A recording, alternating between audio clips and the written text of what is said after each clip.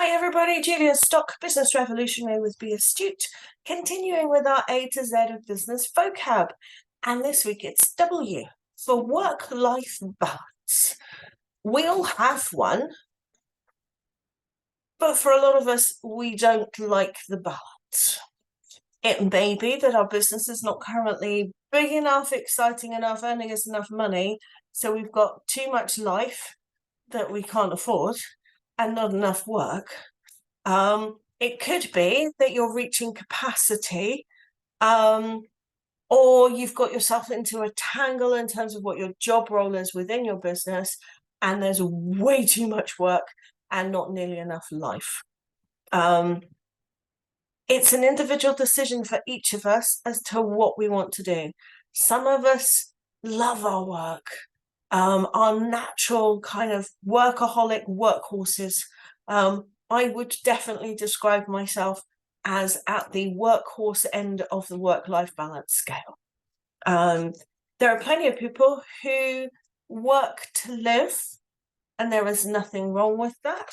What you have to look at, though, is making sure that you have the right people around you in your business and that you're treating them really well.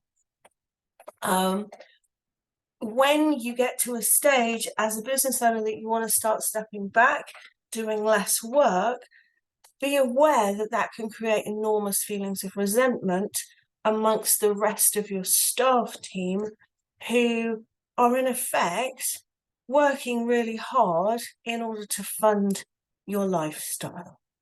That can lead to a lot of resentment and jealousy and staff turnover.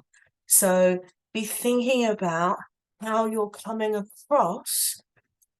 Reputation is everything. And you're here to be a role model and a leader. And just think about what kind of role model and leader that your decisions are potentially making.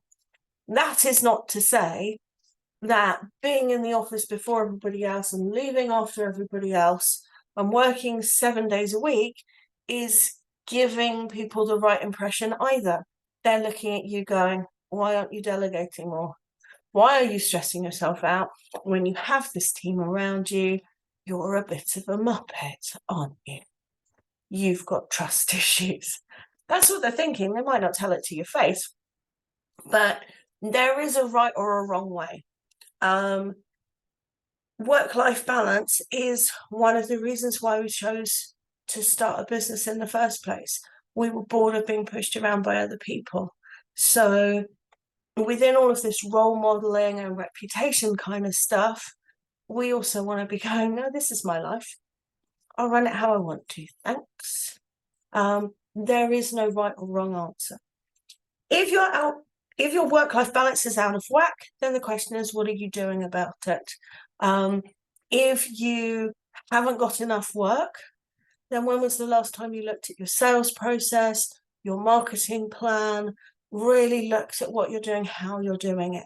Maybe even going back to first principles in terms of what am I selling, how am I selling it, how am I packaging it up?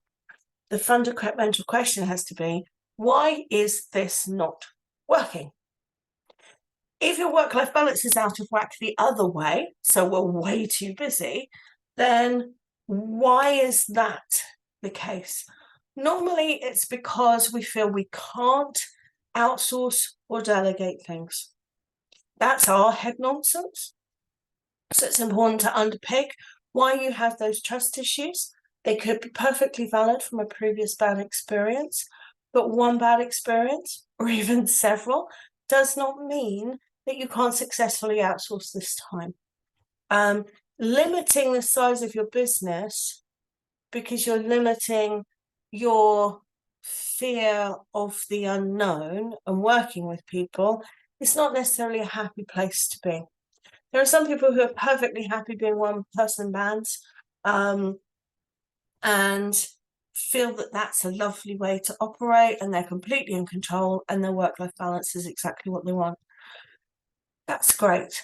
But generally a business that isn't growing is retreating.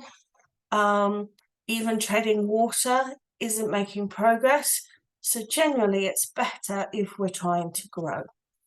So that's work-life balance, part of the A to Z of business vocab. Thank you.